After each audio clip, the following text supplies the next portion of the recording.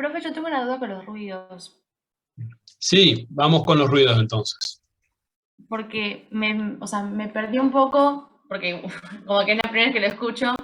Entonces, entre R1 y R2 hay un espacio, pero Sí, ¿cómo sé que, porque después yo supongo que entre R2 y R1 va a haber otro espacio? Yo lo exactamente. critico por el tema, igual se escucha El más corto que espacio, usted. el espacio más corto va a ser entre R1 y R2, y el más largo va a ser entre R2 y R1, ¿sí? Ah, bien. Entonces, entre R1 y R2 es corto. Exacto, ¿sí? Fíjate que es ta, ta, lo voy a hacer como más exagerado el espacio entre el R2 y el R1. Ta, ta, ta, ta, ta, ta. La idea es que vos escuches justamente más espacio. Obviamente, ¿dónde se va a alterar este espacio? ¿Sí? O la pérdida de diferenciación de espacios largos entre R2 y R1, ¿en qué situación creen que se va a alterar de manera notable? En el ejercicio Claro, ¿por qué? hace Porque más ¿qué va a ritmo, pasar en el ejercicio? ¿Vamos a tener qué situación? aumenta la frecuencia cardíaca. Claro, vamos a Y va al tener espacio. taquicardia, ¿sí? Apliquemos los conceptos entonces. Entonces, taquicardia no vamos a tener esa gran diferenciación, ¿sí? Pero la idea es que ustedes justamente aprendan a los conceptos de ocultación en reposo. Pero a lo que voy es que muchas veces tenemos que auscultar al mismo tiempo que estamos tomando el pulso del paciente para poder tratar de determinar dónde está cayendo ese R1. Entonces, nuevamente, te pongo. Si vos prestás mucha atención, es tum tum, espacio largo, tum tum, espacio largo.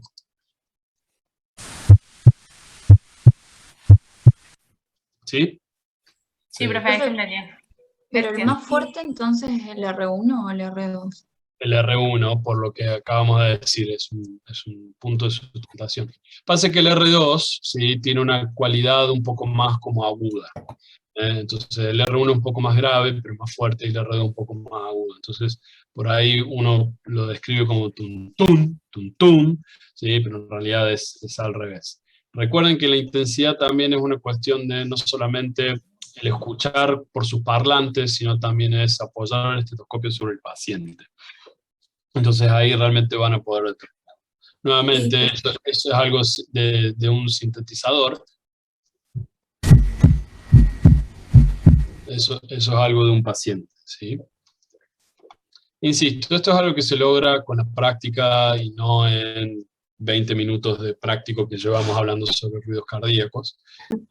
Pero, insisto, si uno va con la teoría en la cabeza, van a poder llevarlo a la práctica, que es un poco una trampa, ¿no? Porque uno dice, bueno, capaz que me estoy engañando en que me convenzan que el R1 es más fuerte que el R2, pero yo lo siento así.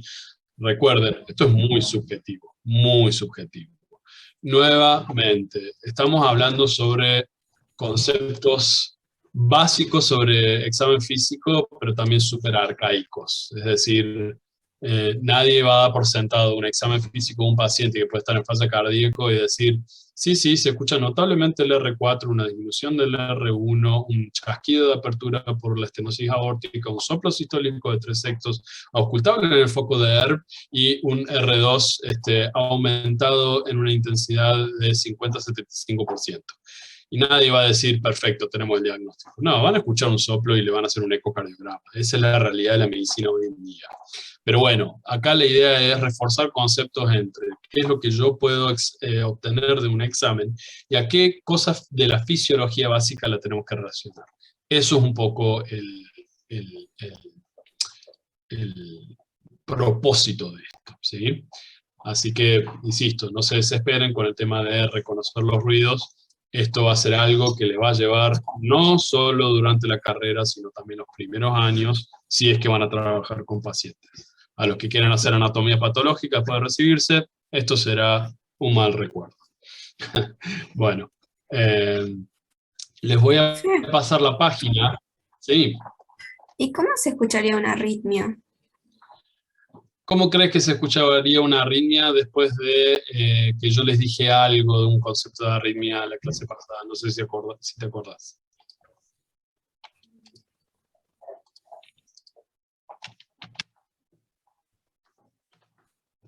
Ahí les pasé la página en el chat para que puedan acceder a la página de los ruidos cardíacos. Una arritmia habitualmente habla sobre algo anormal en el ritmo y o frecuencia cardíaca. Entonces, una taquicardia sinusal sería una forma de arritmia, pero es dentro de parámetros fisiológicos. Así que, o vas a escuchar los latidos mucho más rápidos. Vamos a ver si está acá. No, espero que esté acá.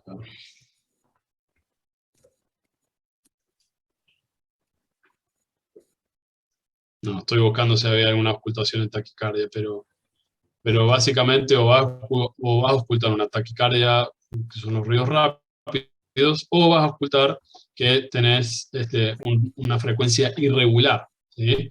Así que en vez de tuk-tuk, tuk-tuk, tuk-tuk, bien prolijito, vas a escuchar tuk-tuk, tuk-tuk, tuk-tuk, tuk-tuk, tuk-tuk, tuk-tuk, tuk-tuk, tuk, ¿sí? Entonces probablemente tengas salvas de momentos donde los latidos aceleran, en que vuelven a lo normal, aceleran de nuevo, se lentecen, todo depende del tipo de arritmia. Decir arritmia, como les dije en la clase pasada, es una gran bolsa donde hay distintas subdivisiones, ¿sí?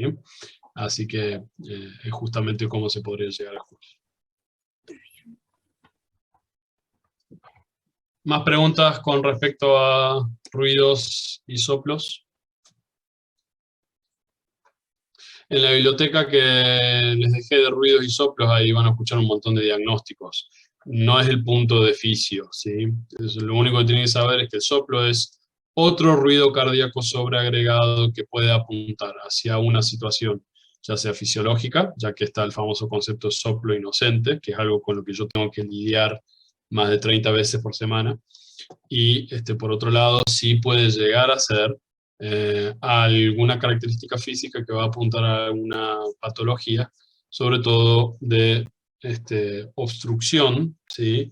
Insuficiencia valvular o alguna comunicación intracardíaca. Cuando hablamos de zona de máximo impacto, máximo impulso, ¿sí? Estamos hablando de dónde podemos llegar a localizar visualmente o de manera palpatoria el choque de punta cardíaco que habitualmente se llama, que es lo que justamente sucede en el momento de máxima contracción cardíaca. Recuerden que para el llenado ventricular, que uno diría, pero en la diástole el corazón es como que se agranda, bueno, pero no hay justamente una contracción. Entonces, cuando tenemos una contracción muscular, es donde justamente tenemos el momento sistólico de la eyección. Entonces, habitualmente en un adulto normal lo vamos a ubicar medial a la línea medio clavicular. ¿Qué quiere decir esto de la línea hemiclavicular para el esternón? Ya que podemos tener personas muy delgadas, donde es probable que no llegue el choque de punta o la zona de máximo impulso hasta esta referencia anatómica. Y habitualmente se habla en el quinto espacio intercostal.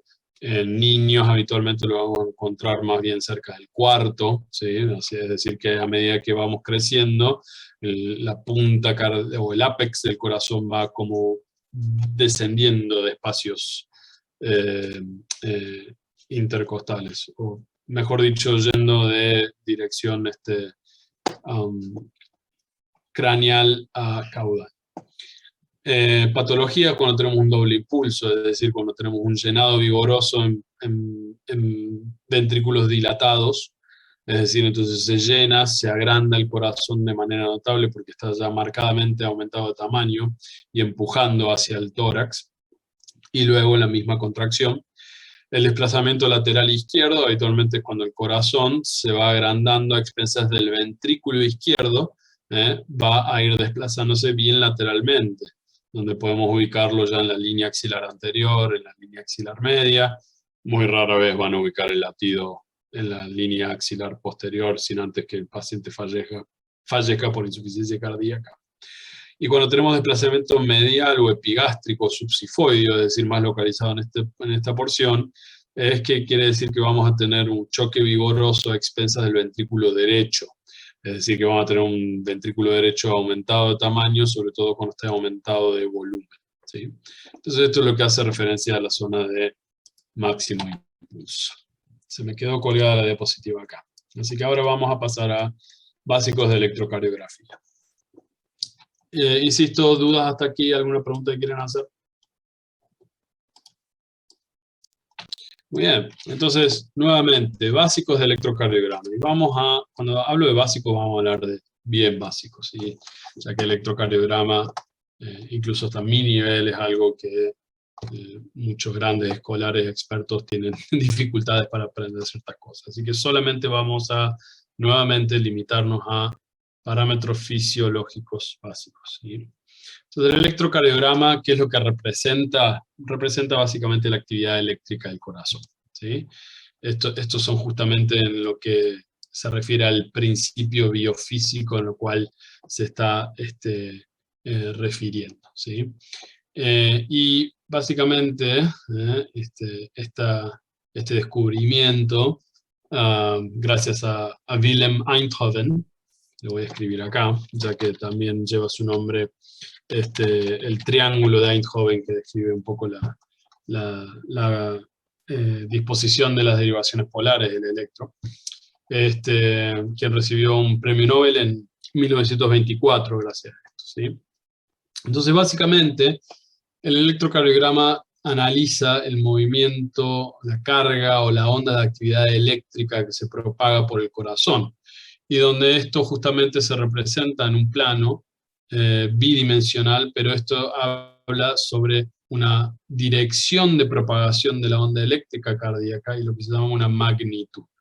Y entonces nace el concepto de cómo lo que se obtiene de la medición electrocardiográfica es un vector, ¿sí? Pero esto lo van a hablar más adelante en lo que es el estudio de electrocardiografía, ¿sí? Entonces, ¿cómo se define justamente a lo que son estas rayitas, que desde ahora en más tienen prohibido decirles rayitas al trazado electrocardiográfico? Justamente lo que obtenemos es una derivación. Una derivación en el idioma electrofisiológico o electrocardiográfico es justamente la resultante de la dirección de un impulso eléctrico cardíaco teniendo dos electrodos habitualmente en la misma dirección hacia la cual se puede llegar a dirigir ese impulso cardíaco. Entonces, el primer axioma electrocardiográfico: dos electrodos de un electrocardiograma definen a lo que es una derivación, ¿sí? ¿Cuántas derivaciones tenemos en un electrocardiograma estándar? ¿Sí? Habitualmente tenemos 6 derivaciones que se llaman polares, ¿sí? O de las extremidades, y otras 6, ¿sí? De las derivaciones que se llaman unipolares o precordiales, porque justamente van localizadas sobre el precordio. Y ustedes dirán, ¿y contra quién se contrarrestan estas derivaciones unipolares para armar una derivada, ya que dijimos que un par de electrodos definen una derivación? Bueno, justamente con cada una de las derivaciones polares que están colocadas acá.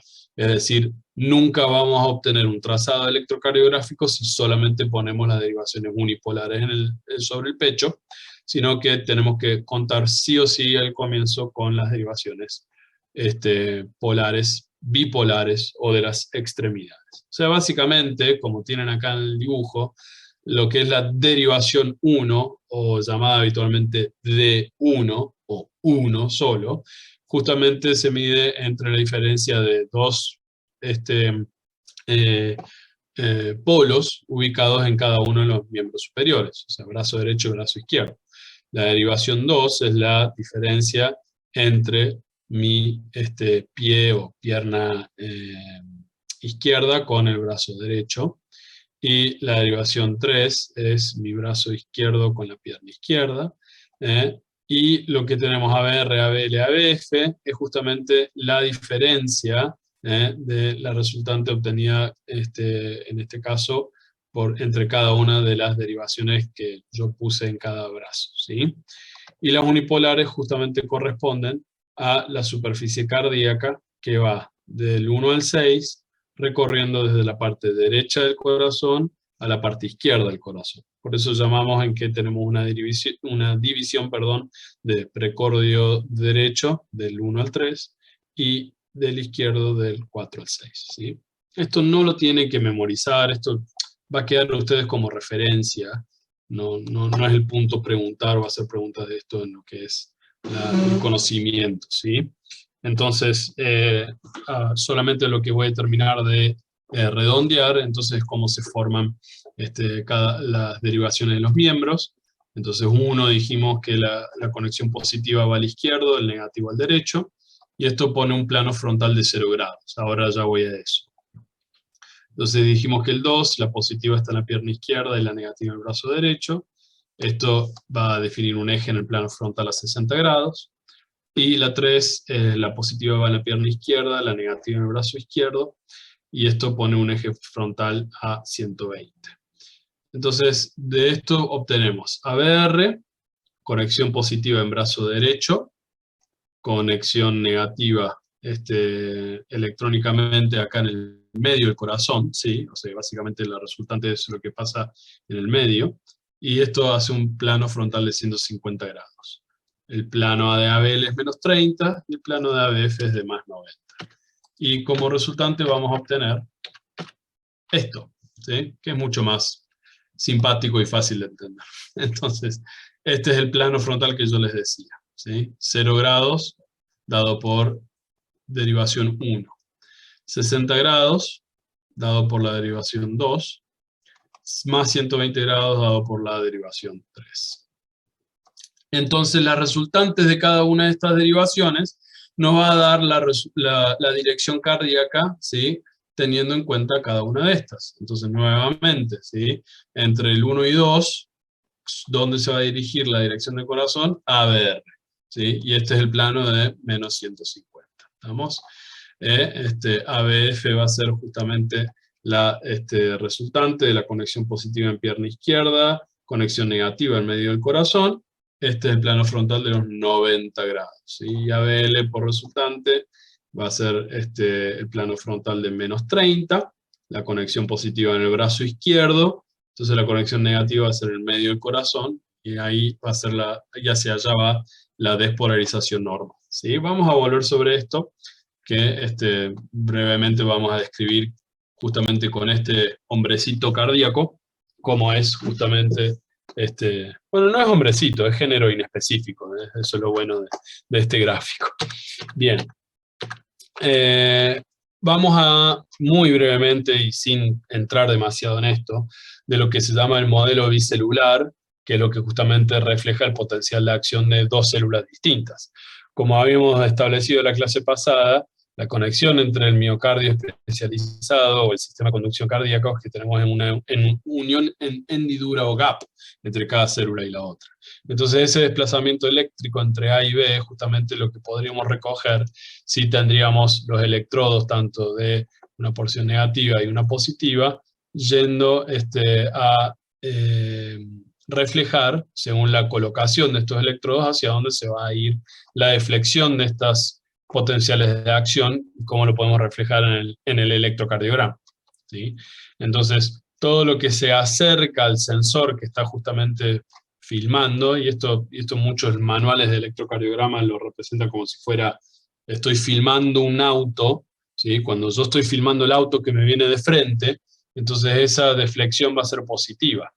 Si yo estoy justamente del costado de la ruta y viendo que el auto va pasando de costado al frente mío, esa sería la línea isoeléctrica o isodifásica. Y si yo estoy justamente en una ruta filmando cómo los autos se van alejando, ¿sí? Eso justamente es la deflexión negativa en la onda del electrocardiograma, ¿sí? Entonces básicamente esas son las tres posibilidades de la onda electrocardiográfica que voy a tener, ¿sí? Una deflexión positiva, una negativa y la isoeléctrica o isodifásica que se llama, donde representa justamente el movimiento de la despolarización de un potencial de acción. ¿Dónde se traza el electrocardiograma? Y esto es uno de los principios básicos. No voy a ir tanto al mismo ritmo o las descripciones del práctico, ¿sí? Así que esto es un poco, bueno, propio mío. Pero esto es justamente las referencias que tienen que tener cuando se traza un electrocardiograma. Vamos a tener papel milimetrado, donde vamos a tener justamente cuadrados pequeños de 1 milímetro, y la agrupación de 5 cuadrados pequeños hace un cuadrado grande que van a ser 5 milímetros, ¿sí? Cada cuadrado pequeño, es decir, cada milímetro, se representan 40 milisegundos, ¿sí? O 0,04 segundos de tiempo de trazado. Por lo que sabemos entonces que la agrupación de 5 de estos cuadrados, que ya dijimos que son 5 milímetros, un cuadrado grande, estos van a ser 200 milisegundos o 0,2 segundos, tal como tienen acá justamente representado de esta manera. Entonces un cuadradito, 0,04 segundos, un cuadrado grande, 0,2 segundos, ¿sí? La reproducción estándar de un electrocardiograma es en papel a 25 milímetros por segundo. Y esto es como se deben obtener todos los estándares de electrocardiograma. Y la onda de calibración establece que dos cuadrados grandes encima uno del otro, o sea 10 milímetros, hacen 1 milivoltio. Estos son los estándares de resolución. Yo puedo cambiar esto, ¿sí? Según si tengo, a veces en algunos pacientes vamos a tener la amplitud o la altura de estas ondas muy largas y se van a interponer una sobre el otro. Entonces acá esto yo lo puedo cambiar, hacer por ejemplo 5 milímetros por milivoltio, 2 milímetros por milivoltio. Pero en cambio la velocidad del papel, si queremos obtener un electrocardiograma estándar, siempre tiene que estar en 25 milímetros segundo. Si ustedes se ponen a analizar un electro que no está a esta velocidad, están haciendo mal las cosas desde el vamos. Así que recuerden que la velocidad del papel siempre tiene que ser de 25 milímetros por segundo para que todos estos criterios se den. Entonces, 25 milímetros equivalen a 1000 milisegundos, que equivale a un segundo, y equivale a 1, 2, 3, 4, 5 cuadrados grandes o 25 cuadrados pequeños, ¿sí? Entonces eso es la utilidad de utilizar, valga la redundancia, un papel milimétrico. ¿Qué es lo que es el trazado básico del electrocardiograma? Justamente esta agrupación de ondas, intervalos y segmentos que justamente me van a hablar sobre los distintos estadios del ciclo cardíaco.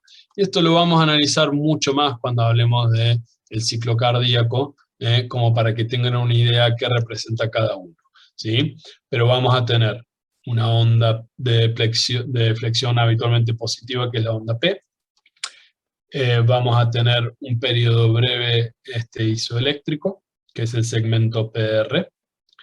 Vamos a tener una triple flexión habitualmente, o habitualmente suele ser doble de flexión, pero habitualmente es la conjunción de 3 ondas sucesivas que son QRS. Q va a ser toda onda negativa que antecede a una onda positiva, que va a ser la onda R, y S va a ser siempre una onda negativa que sigue a una onda positiva R, ¿sí? Vamos a tener otro periodo isodifásico, o isoeléctrico mejor dicho, que ese es el segmento ST, y el punto en el que culmina el complejo QRS con el comienzo de ese segmento ST va a ser denominado el punto J. Y vamos a tener otra onda, que es la onda T, y en algunos casos vamos a tener una onda U, que en la mayoría de los pacientes no la vamos a ver, ¿sí? Los segmentos están justamente representando entre cada onda, es decir, que cuando tenemos una porción isoeléctrica, esos van a ser los segmentos. Y básicamente los segmentos que vamos a trazar son los que ya les mencioné, segmento PR y segmento ST. No hay ondas dentro de los segmentos. Los segmentos están entre cada onda. Entonces, por consiguiente, vamos a tener intervalos que sí justamente agrupan a segmentos y a ondas dentro de estos referencias. Entonces, los intervalos más importantes, vamos a tener el intervalo PR, que va del comienzo de la onda P hasta el comienzo de la onda Q o QRS. A veces la onda Q no va a estar, entonces muchas veces vamos a hablar sobre PR en vez de PQ, ¿sí? Entonces, si está la onda Q, llega hasta la onda Q. Si está la onda R, llega hasta la onda R. ¿Se entiende eso? Me paran cuando no entienden algo. Y el otro intervalo justamente va... Perdón, profe, ¿lo puede repetir? Sí. Los segmentos son aquellos zonas del electrocardiograma en donde no vamos a tener ninguna deflexión, ya sea negativa o positiva, es decir, siempre van a ser isoeléctricas. Entonces el segmento PR es cuando ya finalizó la onda P y no comenzó aún la onda Q o la onda R. ¿Por qué digo Q o R indistintamente? Porque justamente están en los nombres de segmento PR y a intervalo PR, porque no en todas las derivaciones vamos a tener la onda Q visible, ¿sí? La onda Q representa la despolarización del septum interventricular y no en todas las derivaciones se va a ver. Entonces muchas veces vamos a tener solamente RS. Entonces cuando el intervalo visible le podemos llamar intervalo PQ, y cuando no está la onda Q, que es la mayoría de las derivaciones, por eso se conoce más como intervalo PR o segmento PR. ¿Se entendió eso? Sí, profe. Bien, entonces el segmento no va a incluir a ninguna onda. De hecho está delimitado por los comienzos o los finales de una onda. Los segmentos más importantes en el electro son el PR y el ST. Después vamos a ir viendo a qué hace referencia cada uno y lo vamos a profundizar aún más para no hacer tampoco que terminemos a las 11 de la noche cuando veamos ciclo cardíaco. El intervalo PR sí incluye a ondas y segmentos. Perdón, el intervalo en general incluye a ondas y segmentos, como el intervalo PR o intervalo PQ, que le vamos a llamar PQ cuando tengamos una onda Q presente, y si no está la onda Q presente vamos a llamarlo intervalo PR.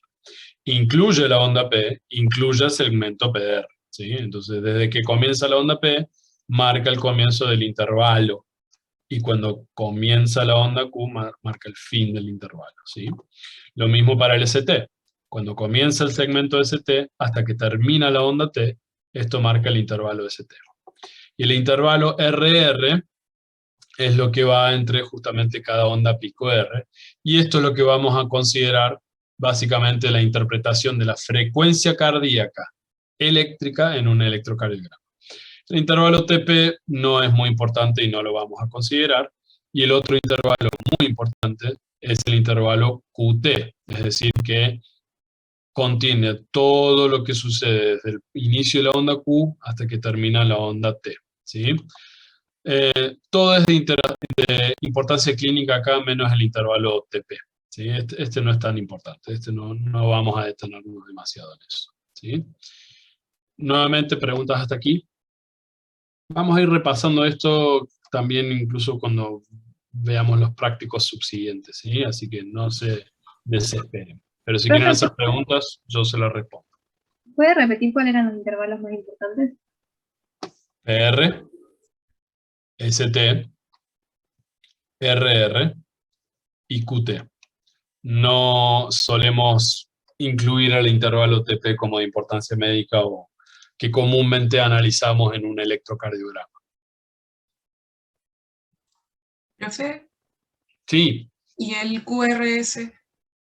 Bien, el QRS es justamente la agrupación. Habitualmente tenemos individualmente las ondas Q, R y S, ¿sí? Pero todo esto se toma lo que se llama como un complejo. Ahora vamos a ver por qué es un complejo, ¿sí? Es parte de uno mismo, pero esto no es un intervalo, ¿sí? Habitualmente se denomina complejo, porque es parte de un mismo suceso electrofisiológico que se llama. Ahora vamos a ver de qué se trata. Pero no es un intervalo, ¿sí? Es un complejo QRS que contiene en sí todos QRS. ¿Por qué no es un intervalo? Porque no hay ningún segmento isoeléctrico en este complejo. Son ondas, ¿sí? Fíjense que tenemos una onda y otra onda. Nunca tenemos una línea isoeléctrica, jamás, dentro del complejo QRS. Por eso no es un intervalo. ¿Se entendió eso? Sí, profe, igual lo tenía como complejo. Es la, Sí. La despolarización de los ventrículos, ¿cierto? Sí, doctora, no se me adelante. Pero sí, correcto. Es la despolarización ventricular. Justamente por eso es un complejo, porque tenemos múltiples direcciones según de dónde captemos de la dirección de los vectores electrocardiográficos cuando hay una despolarización ventricular. Por eso podemos tener entre 2 o 3, algunas veces una sola onda, dentro del evento de la despolarización ventricular, ¿sí? Esto ya lo establecimos, que básicamente, ¿por qué tenemos a género neutro del eje cardíaco o de Einthoven, si se quiere? Porque básicamente nos va a apuntar hacia dónde va a ser el vector de despolarización principal, que es justamente el complejo QRS, y nos va a indicar cuál va a ser el eje cardíaco. Y básicamente la determinación del eje cardíaco o eje ventricular o eje del complejo QRS, todos estos son sinónimos, va a ir entre 0 y 90 grados normalmente en adultos. En neonatos puede llegar tranquilamente a más 150, ¿sí? En algunos casos, en algunos niños se establece que el límite superior del lado izquierdo puede llegar a menos 30, ¿sí? Pero bueno, para que ustedes tengan ya el concepto en su cabeza, y si van a seguir esta hermosa especialización que es cardiología, van a ver que el límite va más allá, pero para una respuesta inicial para ustedes, el eje QRS o el eje de despolarización ventricular, que ahora vamos a ver qué significa, va normalmente entre 0 y 90 y más 90 grados, ¿sí? O entre 1 y ABF. No les voy a cubrir, o no vamos a cubrir justamente cómo se saca el eje cardíaco. Lo podemos hacer si nos queda tiempo en alguno de los otros prácticos que tenemos que dar, pero quiero cubrir los conceptos básicos de electrocardiografía y completar la tablita al final con ustedes. ¿Cómo ponemos los electrodos precordiales o unipolares? ¿Sí? Entonces, para cada uno de los electrodos de los miembros, ya sea superior o inferior, va a ir colocando cada uno de estos. Y para tener en cuenta dónde colocar estos electrodos precordiales, tenemos que tener en cuenta las referencias anatómicas. Es muy fácil habitualmente ubicar lo que se llama el ángulo esternal por debajo del manubrio esternal y el resto del cuerpo del esternón, cuando habitualmente podemos palpar esta sindesmosis muy fácilmente en la mayoría de los pacientes, y haciendo un dedo abajo ya estamos en el segundo espacio intercostal, y lo único que tenemos que hacer es contar uno y otro espacio más.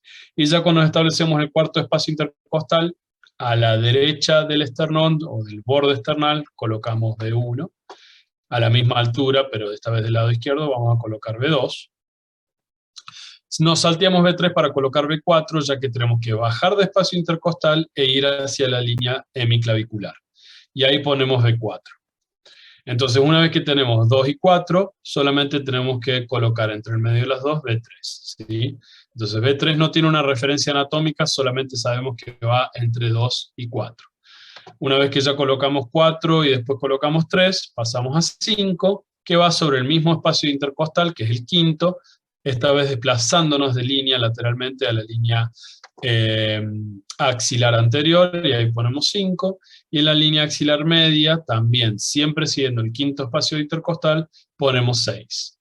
¿Existen otras derivaciones unipolares? Sí, tenemos el B3R, que va en imagen de espejo, y B4R, que va en imagen de espejo, no se hace rutinariamente, y luego tenemos 7 y 8, y algunas veces 9, que van alrededor y llegan al dorso, ¿sí?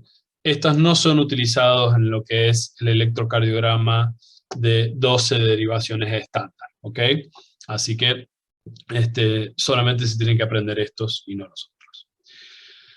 ¿Qué vamos a hacer entonces con un electrocardiograma desde el punto de vista básico? Vamos a tratar de determinar cómo es la frecuencia cardíaca, ¿sí?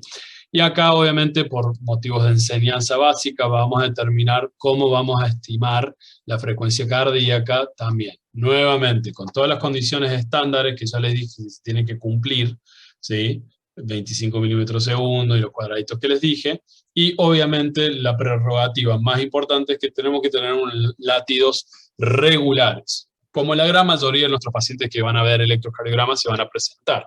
O sea que acá excluimos el análisis de frecuencia cardíaca en pacientes con arritmia. Entonces, nuevamente, recuerden, ¿sí? Los parámetros básicos es que un cuadradito chiquito son 0,04 segundos. Un cuadrado grande está compuesto por 5 de esos cuadraditos chiquitos, entonces son 0,2 segundos. Entonces, si apilamos a 5 cuadrados grandes, va a ser 1 segundo. En el electrocardiograma estándar ya dijimos que 10 segundos, ¿sí? Si hacemos una regla de 3 simple, van a equivaler a 50 cuadrados grandes o 250 cuadrados chiquititos. Entonces, haciendo gala de esa lógica, ¿sí? Acá ya establecimos cuántos son 10 segundos, ¿sí? Y cómo medimos habitualmente la frecuencia cardíaca, en qué unidad de tiempo. Latidos por minuto. Entonces ya sabemos cuántos son 10 segundos, por así estimarlo más fácilmente, en una tira de electrocardiograma, ¿sí? Entonces si hacemos una regla de 3 simple, diciendo 250 cuadraditos chiquitos son 10 segundos, ¿sí? ¿Cuánto van a ser? 60 segundos. Si hacen ese cálculo en la casa, van a determinar que 1500, ¿sí? Cuadraditos chiquitos, o que equivale a 300 cuadrados grandes, ese va a ser el tiempo en un electrocardiograma de 1 minuto. Repito, son simplemente reglas de 3 simples lo que tienen que hacer, ya que sabemos que un cuadradito chiquito son 0,04 segundos. Si vamos agrupando cada vez más de esos cuadrados chiquitos, podemos establecer en unidades de tiempo más fáciles que 0,04 segundos, que nadie sabe ni bien cuánto es en una cuestión práctica, podemos llevar eso a algo mucho más tangible, como ser 10 segundos, que son justamente 250 cuadrados chiquitos, ya que establecemos que la velocidad de papel son 25 milímetros por segundo. Si hacemos una regla de 3 simple para llevar 10 segundos a nuestro minuto, 1500 cuadraditos son los cuadraditos pequeños y 300 son los cuadrados grandes, y básicamente la mitad, ¿de acuerdo? Mareados hasta acá, son buenos en matemática. ¿Quieren que lo diga de nuevo? Profe, ¿lo puedes decir de nuevo? Sí, claro, por eso lo dije. Bien, nuevamente. Todo se desprende de que ya sabemos que un cuadrado chiquitito es 1 milímetro, y cuando llevamos la traducción de distancia-tiempo, quiere decir que estos son 40 milisegundos. O más fácil, 0,04 segundos, ya que nadie se maneja en milisegundos en la vida. Entonces, transportamos esta unidad de tiempo a 0,04 segundos, un mini cuadradito. Si sumamos 5 de estos cuadraditos, tenemos un cuadrado grande, ¿sí? Que son 0,2 segundos. Y nosotros ya establecemos que la velocidad del papel del trazado estándar son 25 milímetros por segundo. ¿Cuántos son 25 milímetros por la agrupación de cuadraditos chiquitos? 1000 milisegundos, o sea, 1 segundo. Y acá lo tenés acá en esta franja verde. 1, 2, 3, 4, 5, son 25 cuadrados chiquitos que equivalen a 25 milímetros, que equivalen a 1000 milisegundos, que equivale a 1 segundo. Entonces ya tenés 1 segundo. Y esto es un marco de referencia temporal para sacar la frecuencia cardíaca mucho más familiar, ¿sí? Entonces ahora yo quiero llevar eso a algo mucho más tangible. Entonces llevémoslo a 10 segundos. Entonces simplemente tenés que hacer es agregar un 0. 250 milímetros, ¿sí? O 250 cuadraditos chiquitos, o 50 cuadrados grandes, van a ser 10 segundos. Hacer una regla de 3 simple, ya estoy mareado yo con los números, hacer una regla de 3 simple, y vamos a establecer que llegamos a la conclusión que 1500 de estos cuadraditos chiquitos están en 1 minuto, y 300 cuadrados grandes están en 1 minuto. ¿Y por qué me sirve llegar a 1 minuto? Porque en 1 minuto podemos establecer la cantidad de latidos en un electrocardiograma. Ahora, ¿estamos 1 minuto obteniendo todo un trazado para justamente ver las despolarizaciones ventriculares? No. Entonces vamos a hacer formulitas para establecer esto. Cuando tenemos un ritmo regular, lo único que tenemos que hacer es hacer 300 sobre el número de cuadrados grandes entre entre un intervalo RR consecutivo, ¿sí? Entonces acá tenemos una R, por ejemplo, y acá tenemos otra R. ¿sí? Entonces nosotros vamos al trazado electrocardiográfico y decimos, ¿cuántos cuadrados grandes hay entre R y R? 1, 2, 3, 4. Entonces hacemos 300, porque sabemos que 300 cuadrados grandes son 1 minuto, dividido, ¿sí?, estos cuadrados grandes que tenemos entre R y R. ¿Por qué entre R y R?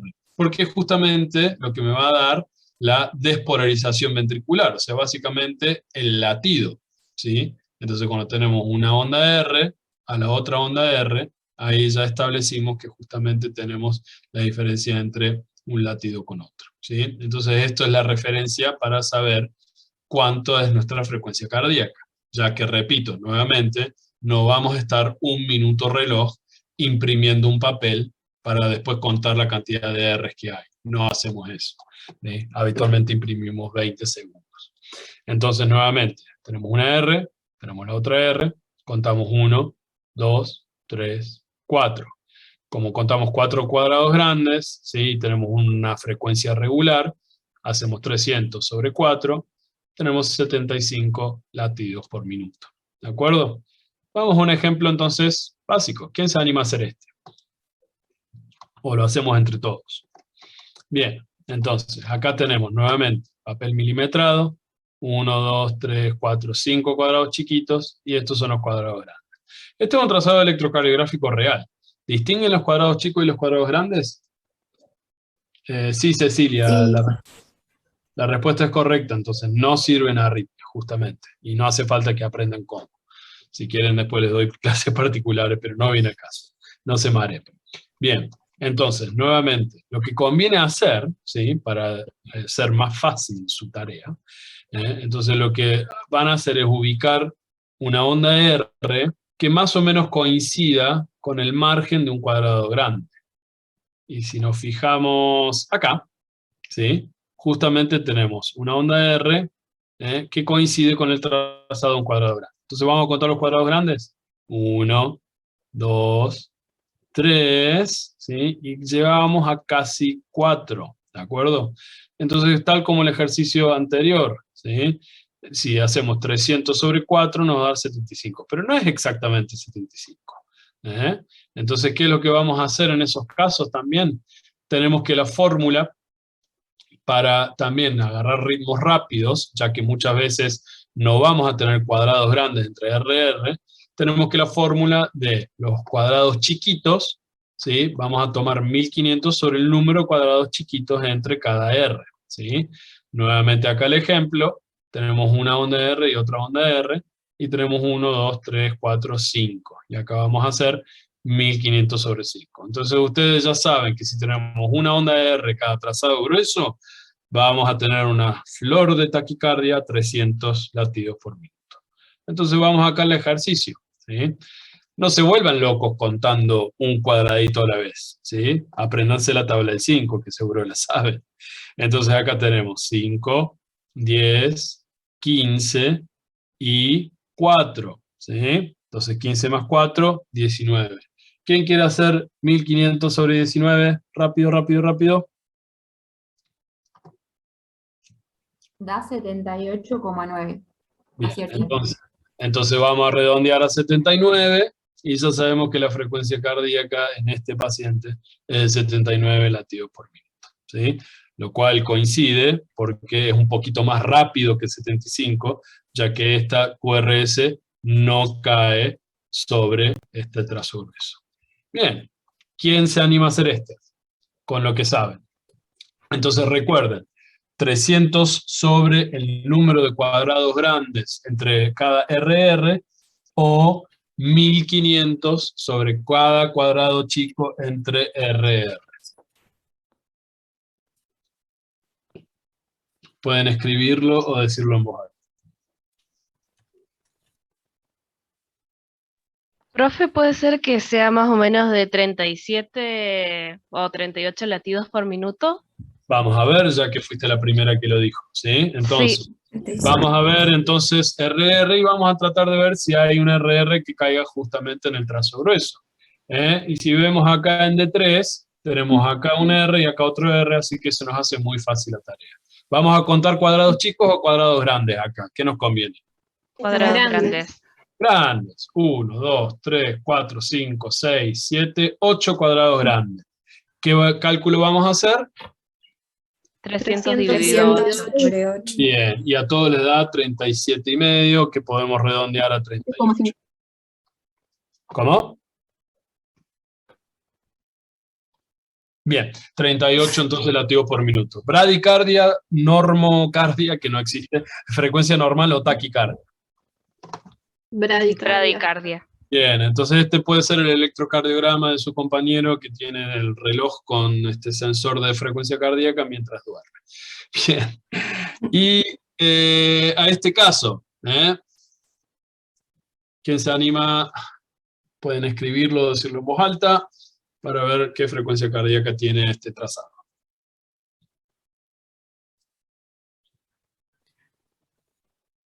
Profe, ¿no se podrá agrandar un cachito? ¿O?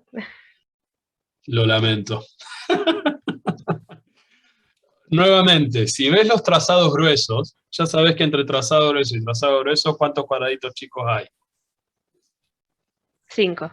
Bien, perfecto. Entonces ya veo que en el chat 2 de sus compañeros han puesto 150. Entonces vamos a ver si son dignos fellows de cardiología. Nuevamente, vamos a los trazados gruesos, ¿sí? Entonces, si bien ya tenemos en este espacio 2 RR en el trazado y ya vemos a simple vista que tenemos 2 cuadrados grandes, ¿cuánto habíamos dicho de frecuencia cardíaca tienen si tenemos para cada R un trazo grande? Habíamos dicho que de acá a acá, ¿cuántos latidos por minuto eran?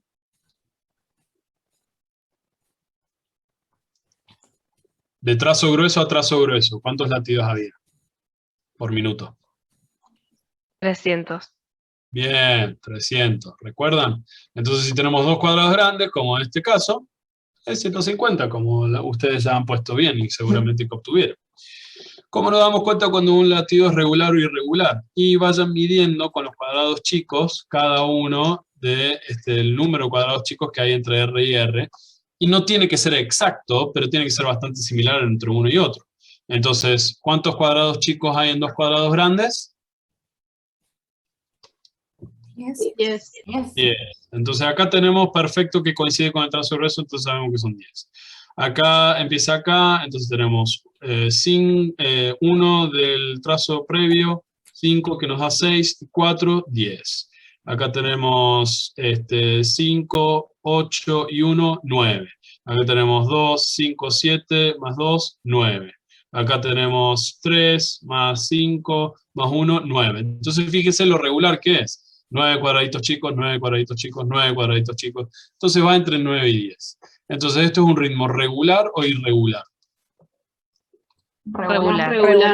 Regular. Entonces sí podemos hacer justamente este cálculo. ¿Y qué pasa en este electrocardiograma? Acá hay puntos extra.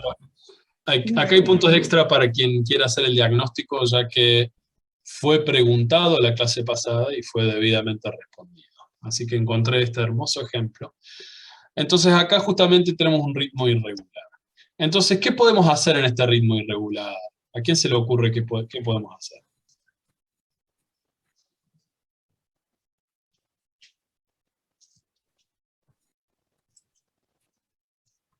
Buscar 2 ondas R que coincidan.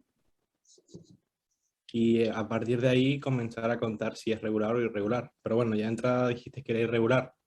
Bueno, pero no lo dije solo yo, lo dijeron varios de tus compañeros. Creo que a simple vista se ve.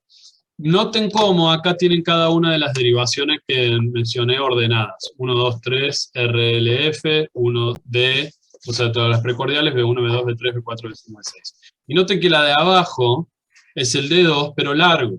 Quiere decir que es el D2 a lo largo de toda esta tira de aproximadamente 25 segundos, haciendo todo esto. Entonces, si ustedes ya se fijan a plena vista acá, ven que este RR no es igual que este RR, y no es igual que este RR. ¿Están todos de acuerdo? ¿Todos ven lo que yo digo? Sí. Perfecto. Entonces, ¿alguien tiene una sugerencia sobre cómo uno diría cuál sería la frecuencia cardíaca en este paciente? No sé si podrá hacer algún promedio. Bien, uno puede hacer un promedio, exacto, sobre todo cuando van a hacer la auscultación o determinar la frecuencia cardíaca por auscultación, muy probablemente termina siendo un promedio, porque hay momentos en donde en esos 15 segundos puede llegar a haber esta variabilidad, ¿sí? Y una pista con respecto al diagnóstico, a ver si lo sacan, esto es un paciente normal, ¿sí? Esto no es una... Voy a terminar ahí. Entonces, una cosa es sacar un promedio, y otra cosa que se puede hacer es que no hay respuestas incorrectas acá, tiren la idea. Probablemente la estén pensando y no la estén diciendo.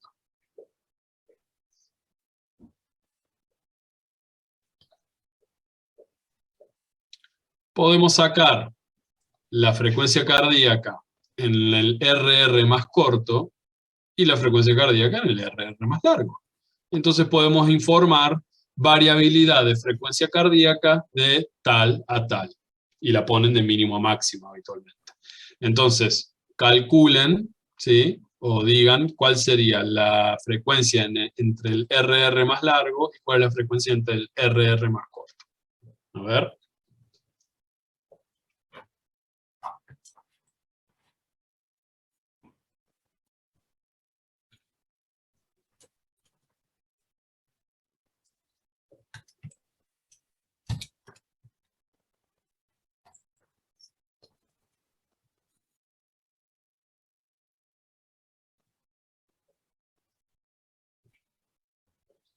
Cinco segundos. 200. 200 me parece mucho. Me dio 100 y 60. Bien, 100 estoy de acuerdo. Perfecto. 100 El más estoy corto de acuerdo. también me dio 100. Bien, estoy de acuerdo. Sí, fíjense, dijimos que en un trazo grueso, si tenemos 2 RR acá en el trazo grueso, tenemos 300. Si tenemos entre dos cuadrados grandes, nos da 150. Y si tenemos entre otro cuadrado grande, 100. Y esta es la distancia entre RR más corta en todo este trazado. ¿De acuerdo? ¿Sí? Yo creo que es la distancia más corta. Por eso no estoy de acuerdo con 200. ¿Sí? 200 del RR tendría que caer más o menos acá, en medio de un cuadradito. ¿Vamos? Bien. Y 60, la frecuencia mínima, también estoy bastante de acuerdo, ¿sí? Porque tenemos 1, 2, 3, 4, 5 cuadrados grandes, 30 sobre 5 agregando un 0, es 60, ¿sí?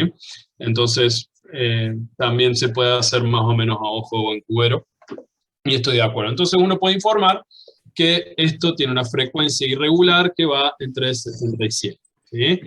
¿Alguien sabe cómo se llama entonces este trazado que me lo preguntaron en la clase pasada y yo dije que era?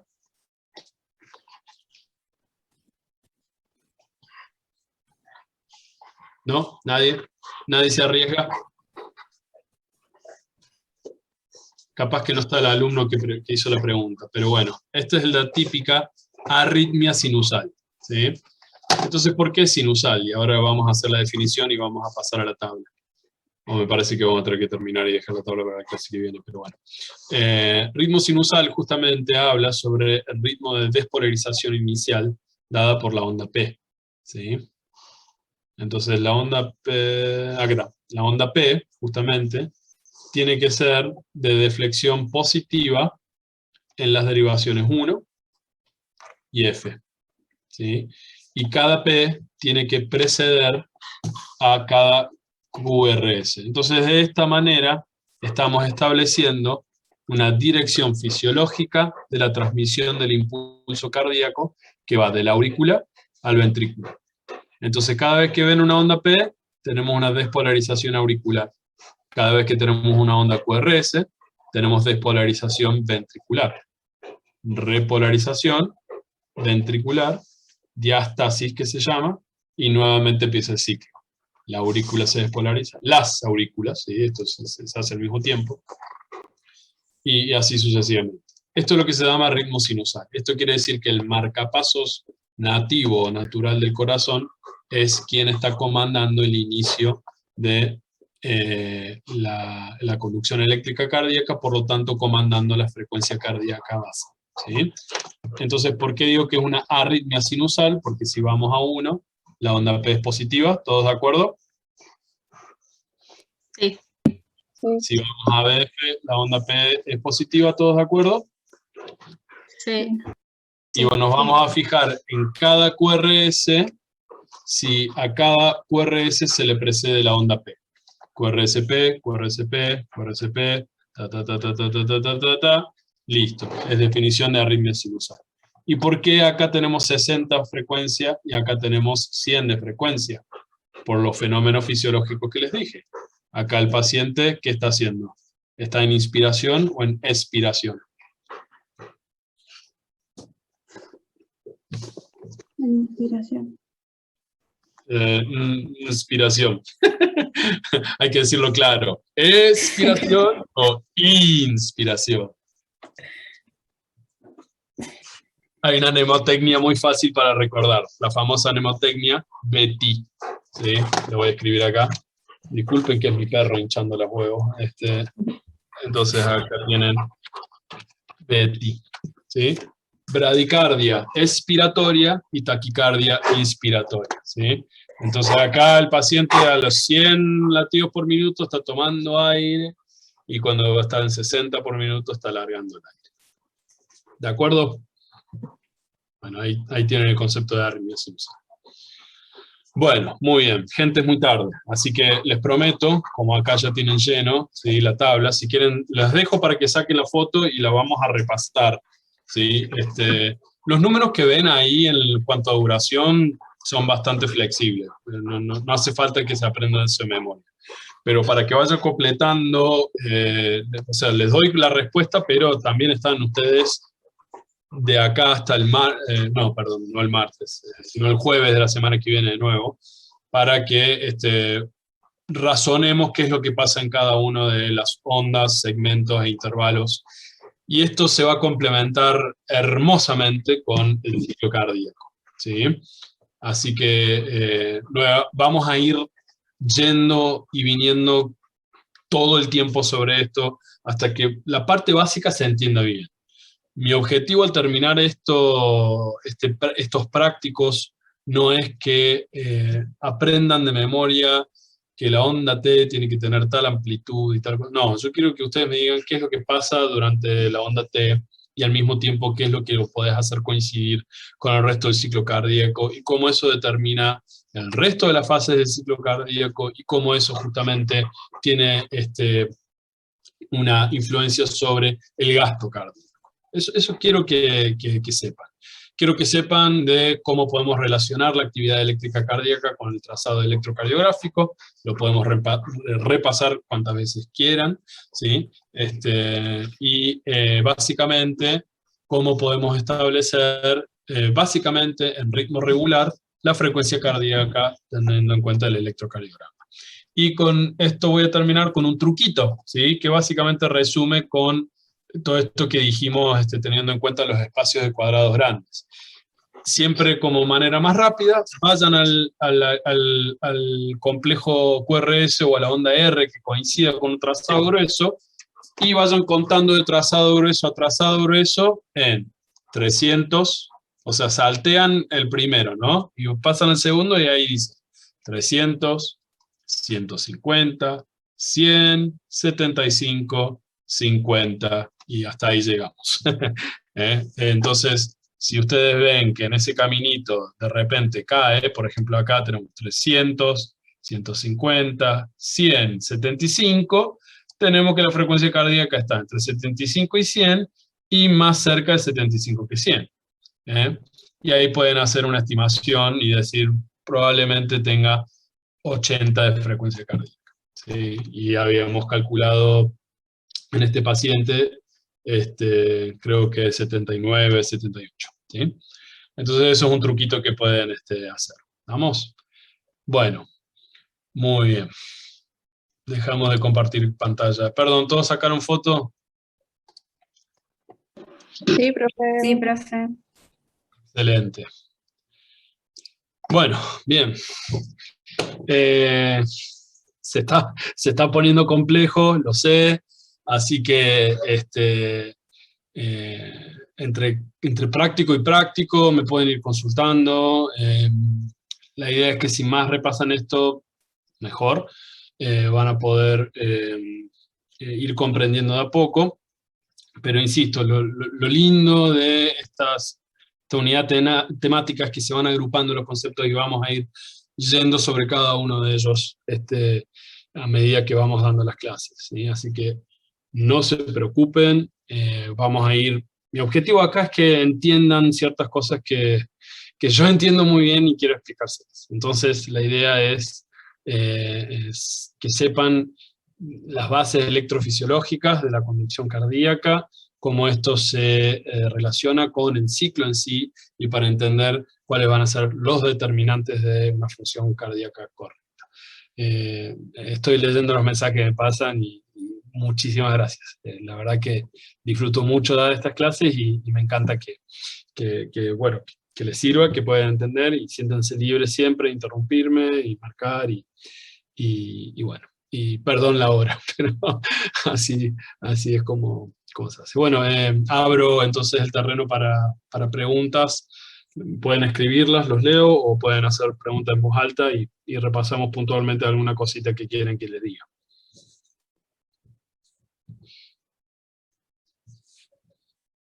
Gracias a ustedes, chicos. En serio, un placer. Chao, profe. Chao.